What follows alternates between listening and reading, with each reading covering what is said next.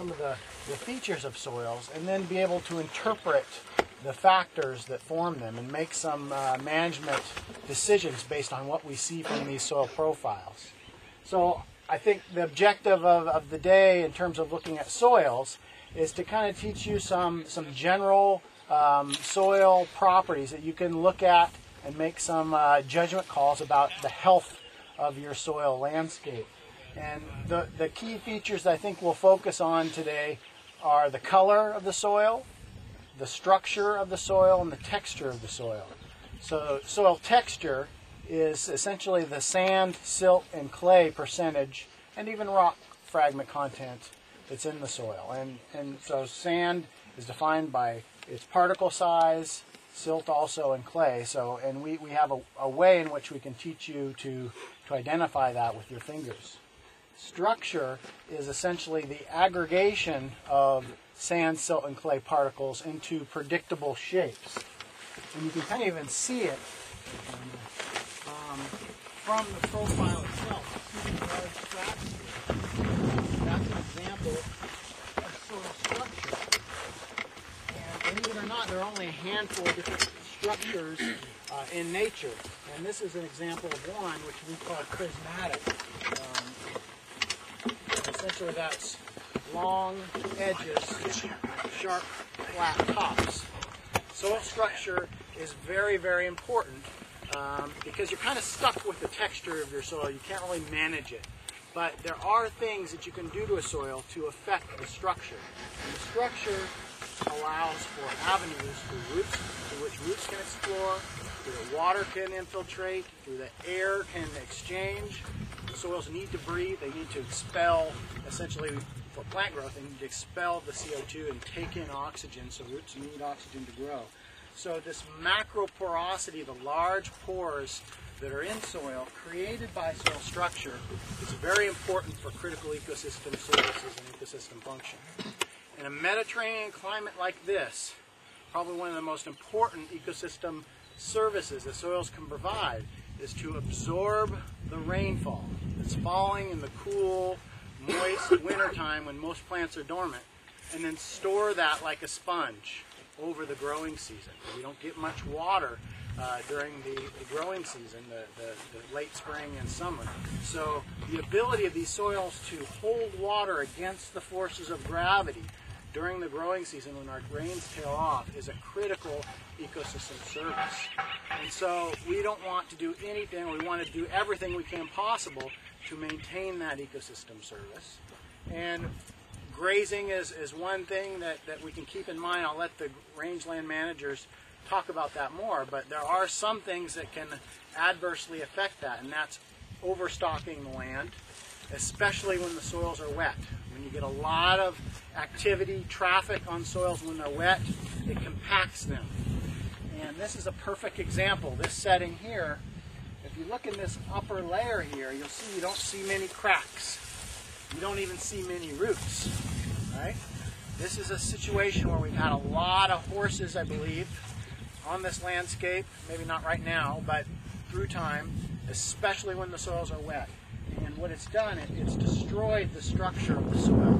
It's a very massive unit with few roots, and also, up closely, there's some color variation in the soil. There are these little freckled red spots with blue-gray patches inside it. And that little variegated coloration of the soil indicates that we have very, very poor drainage. Water that does infiltrate in here doesn't have anywhere to go. It's not moving. It's just held very tightly. And so when we have poor drainage, that means we have eventually get very low oxygen concentrations in the pores, and the roots can die.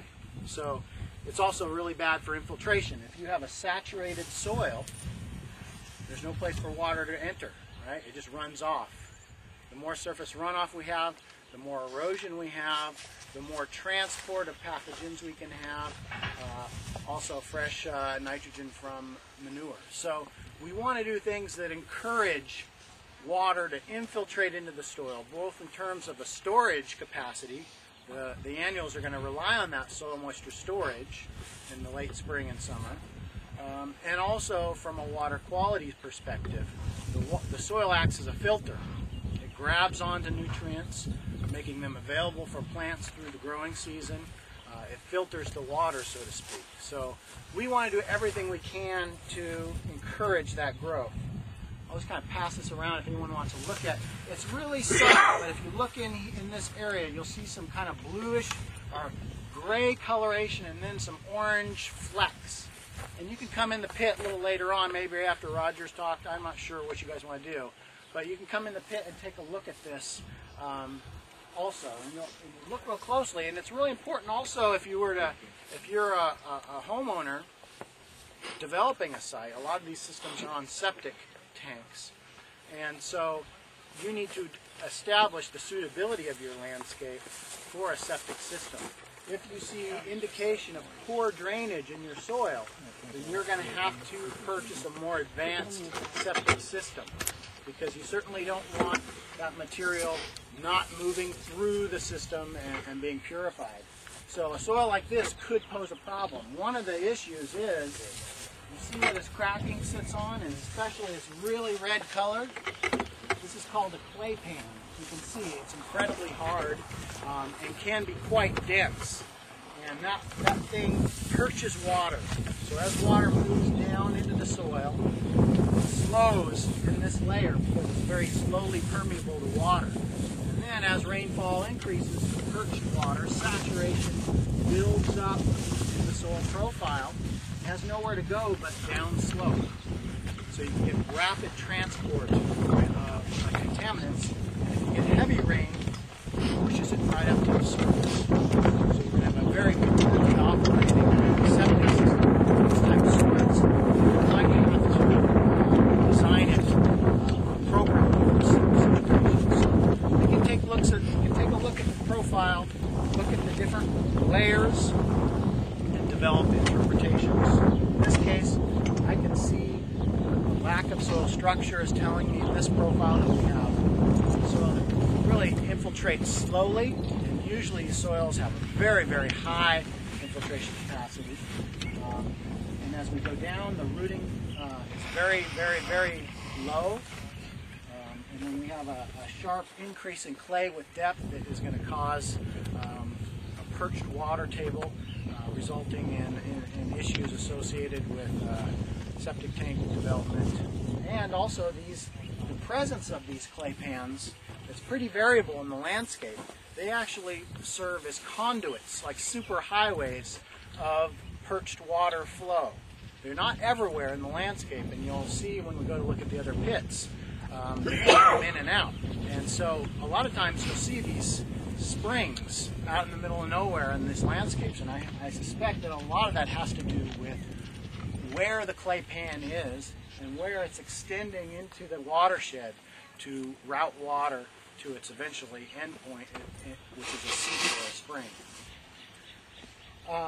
So I think if you want, you can come take a look at the pit. I'm not sure what you guys want to do. Otherwise, we can go look. Let me just make a couple of points, sure. Toby. So he's made a lot of critical points here, and you need to come into this pit to really appreciate this soil. This is all annual vegetation here. This is fillery that's seeding out. Here we have some foxtail. Here we've got some annual ryegrass. Here are some oats that we've got right here. So all these are annual types of plants. We've also got some brome grass right over here. So we're green half the year, we're brown half the year, okay? So when you come in here, I want you to look at these guys right here. Those are the roots that I was talking about. These roots are everything in your grazing system and in your ecology, okay? He's talking about that we have anaerobic conditions in the soil. Not only do the roots need oxygen to be able to breathe, if we are going to have cycling by all the soil microbes, and there are millions of them down here in here, they also need oxygen as well. So if we have anaerobic conditions, what happens is our microbe population goes down to next to nothing. Okay. We also have the roots need the oxygen. They don't have enough, so they start to be diminished. So we don't have a food source for our soil microbes. We don't have oxygen for our soil microbes. So cycling really starts to become very, very slow. That's why we really want to manage for some root structure. And in this type of a case, we have already a high clay content. So it's going to be very prone to some capping. In other words, some compacting of that soil. So we've really got to stay on the management. Also notice that with these annuals, we have a very shallow root system, okay? Because most of the growth is going up this way and only a little bit just to support the plant. When we get into talking about perennial plants, we're going to be talking about something that's real deeper type of a thing. And so all of these things, if we're managing the grazing properly, we're also managing the soil properly, okay? Because it's this top surface here that's so critical, and especially this is a very fragile type of soil. Looking at the amount of clay that we have on here, go in here and just feel just how hard all of this is. So we'll just take a couple of minutes, and I want you to come in here and take a look. Can I ask just a couple Sure, real quick sure, questions? Bill, go ahead. And just one or two word answers, just so I don't waste people's time. First of all, the red, is that due to iron oxides It in the is. soil? Okay. You mentioned the traffic. If we were to take the traffic off, which maybe has been done, how long might it take for that top layer to return to a more pristine It's a condition? tough question. We have an experimental watershed down the road that's been ungrazed for about 7 years, and we still see a little bit of evidence of a bit of compaction, but it's disappearing eventually. So a decade or so. So I think a decade would do it. One thing to consider related to the iron oxides, that's actually a unique, these really red soils is really unique to this area of metavolcanic and volcanic terrain. It's kind of a northern foothill region. There's so much iron in that material that as it weathers, essentially rusts. And those iron oxides are really critical and great to some extent because they aggregate particles, individual clay particles and silt particles, which are microscopic, into micro aggregates. And that allows for the soil to resist erosion quite strongly compared to other soils. And it allows the soils to accommodate infiltration quite good. So these types of soils, even though are compacted, this one in particular, will have a much higher infiltration rate than a compacted soil that doesn't have those iron oxides in it. So that's one benefit of this system. A similar question, if you wanted to aggressively try to address the compaction, would you do something like an aeration? People do that. I'm not sure if it would be economically, unless you have a very severely degraded site.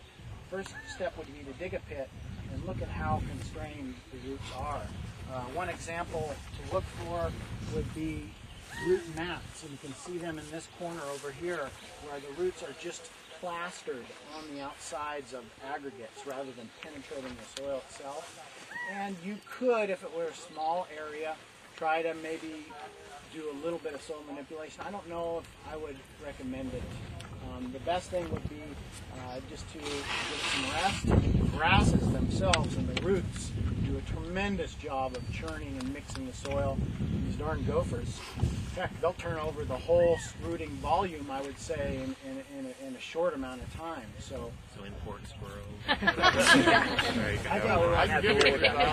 think you would be surprised if you got a good rooting community in and let it go. It would turn things around quite quickly. Thank you. For residual moisture, no, I'm just curious. We live in the Dobbins, Oregon House area. There's a lot of rock content in there. I don't know if that helps with the water. No, it really doesn't. Most rocks don't hold water. And so one of the critical functions of soils in Mediterranean ecosystems is to hold water. So the more rock volume, the more limited volume you have to store water and nutrients. So, if it's a deep soil, if it's a shallow rocky soil, then your production is going to be limited. There's nothing really you can do about it. But if it's a deep soil and you have high rock content, I don't think you'll see much of a problem. There definitely are rocks in here. There are rocks. See if you can find more rocks. That's why we use a backhoe. For residual moisture, when did you hand dig it? Yesterday. No, was it yesterday? 2 days ago. We opened this up Thursday. Yeah. Now, what's interesting in this type of Mediterranean soil with annual grasses, the rooting is only about 30 centimeters. So you commonly see this dry zone on top. And then you see this layer that's quite moist. If I were to pick off this dried out face, you would be shocked at how wet the soil is. The clay area, the clay pan, we've seen evidence that they are wet essentially 11 months out of the year. So it's amazing how much moisture is stored in these clay pans. And the evidence for that is this kind of bluish gray color, which only sticks around if you don't get oxygen in the soil and it remains saturated. So you can use that coloration as a key for duration of saturation. Okay, come in here. All right, I want you to actually look at this. Do they stay on the tree all year round? No, they drop off, okay? So we have an entirely different ecosystem here than what we have here. So, Toby, just step aside for just a second. Does the soil look the same here as where we were before? What's different? More consistent all the way through, okay? So are you picking up a little bit of a difference? So now, Toby, why don't you walk us through and talk to us a little bit about what are the differences that our eyes are starting to pick up on? Well, I mean, the grossest difference is we don't have the clay pan in this soil. And that's due mainly to a change in topography. We're in a shedding landscape where we have more water running off, less water infiltrating. The water that infiltrates carries the clay particles down in the subsoil, allowing that clay pan to build. But what I wanted to highlight here is this, what we call, in some soil science terms, is islands of fertility. Soils that are forming under blue oaks receive a tremendous amount of biomass as deposition of litter fall, leaves that accumulate on the grass surface, decompose every year into what's called humus, which is essentially tar. It's organic matter that is decomposed into resins and biomolecules that then bind soil particles together into aggregates and then act as a slow-release fertilizer. So these soils have much higher native fertility than the surrounding grassland, but perhaps more importantly is that organic matter, as it infiltrates and mixes with the soil, it acts as a binding agent. I'd argue that we have just as much traffic, maybe a little bit less, under this tree as opposed to right over there. Look at the difference in the topsoil. Remember that massive compacted layer? Look at this, all these micro, or I guess meso aggregates. These provide critical service here. It allows for optimum seedling emergence, gas exchange. Look at all the rooting that's going on in here. Root penetration is ideal. So it's a nice fluffy medium for which plants can grow, allowing them to access a greater soil volume than the compacted area over there. So if you've got more rootlets accessing more volume, you're getting more water and you're getting more nutrients. So these canopies serve as islands of fertility in that manner. They replenish the soil with aggregating agents and a slow-release fertilizer. And that's essentially what you're doing when you compost also in your backyards. So that's the main difference between this soil surface and that soil surface. So we want to encourage having a mosaic of oaked canopy throughout our landscapes. If you remove these oaks, you will lose that fertility in a couple of years, I believe. What it, 15. Like 15? 15 years. And it will take generations to get it back to the ability. And as Doug can attest to, it's not easy to get these oaks back to their native stature.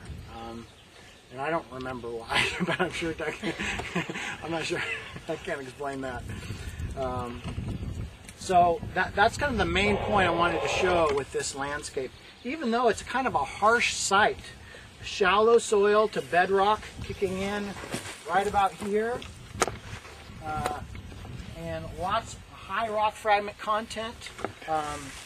Everything's doing quite well, and that's because the surface, the soil surface, that top maybe 20 to 30 centimeters, is being exploited to the best it can be by the good structure.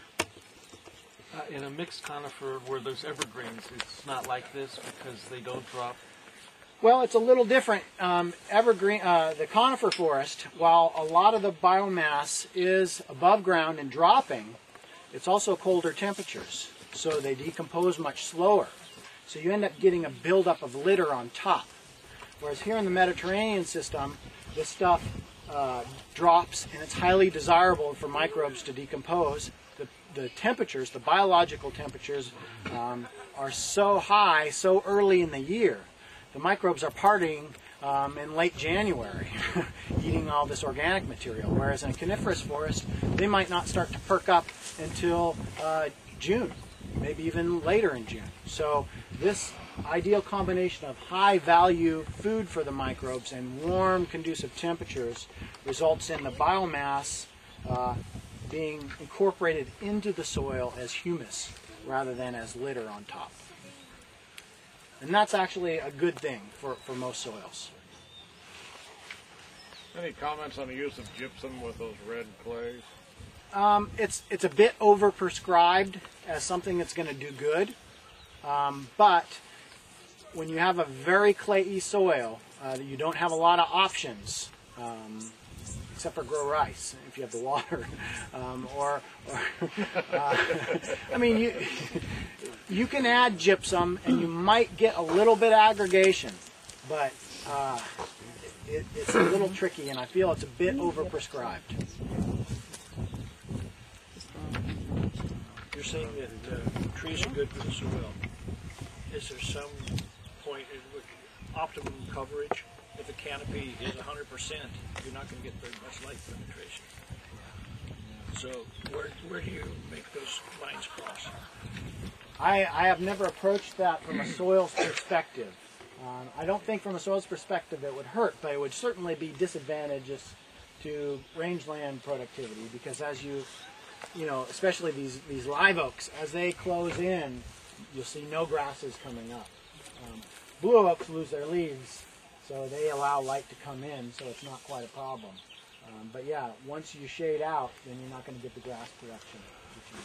In terms of soil health, the oaks add enough litter, both as surface litter under live oak and humus under blue oak, that it protects the soil from erosion. So trees are never a bad thing for soil. From Toby, from just a management standpoint of the hardwood program, as a real general 30 to 40% canopy cover, you still get almost maximum forage production as you do if you have bears, if you have more light hitting thing, but that's a good kind of canopy cover for a wide range of wildlife also. But having vertical and horizontal kind of variability and changes in structure is good too. But as far as this site in particular, what is this, 150, 200-year-old? yeah, I'd say it's over 100 years, and probably less than 200. So it's hard to tell from size alone. But in this, that's, or it could be over 200. We had a tree on our nature trail fell down that was a little bit bigger than this, and we did count the growth rings, and it was about 250. So maybe a little over 200 for that tree. I'm going to talk a little bit about that at the start of I have a talk this afternoon. Okay.